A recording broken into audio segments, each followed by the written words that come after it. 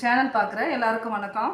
இன்றைக்கி பிகினர்ஸ்க்கான டிப்ஸில் என்ன பார்க்க போகிறோம் அப்படின்னா, ஒரு தச்ச ப்ளவுஸில் ஒரு சின்ன ஃபால்ட் எப்படி சரி பண்ணலான்றதை பற்றி பார்க்கலாம்.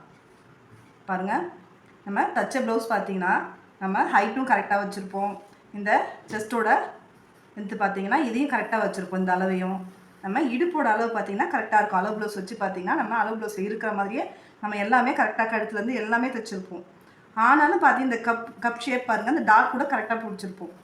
எல்லாமே பிடிச்சும் நம்மளுக்கு இந்த சைடில் துணி அதிகமாக இருக்கும். ஒன்று கப் ஷேப் பெருசாக இருந்தால் அதிகமாக டாட் பிடிச்சிருந்தோன்னா கப் ஷேப் கொஞ்சம் பெருசாக காட்டும். அதனால் இந்த சைடில் நம்மளுக்கு துணி கொஞ்சம் அதிகமாக தெரியும். ஆனால் கப் ஷேப்பும் கரெக்டாக பிடிச்சிருந்து நம்மளுக்கு இந்த துணி லூஸாக தெரியுது அப்படின்னா அது என்ன ஃபால்ட்டுன்றதை நான் சொல்கிறேன் பாருங்கள்.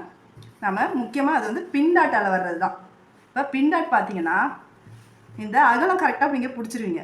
1/2 இன்ச்சுனா 1/2 இன்ச்சு பிடிச்சிருவீங்க. ஆனால் இந்த ஹைட்டை நம்ம கரெக்டாக பிடிச்சா மட்டும்தான் நம்மளுக்கு இங்கே வர லூஸை கட்டுப்படுத்த முடியும்.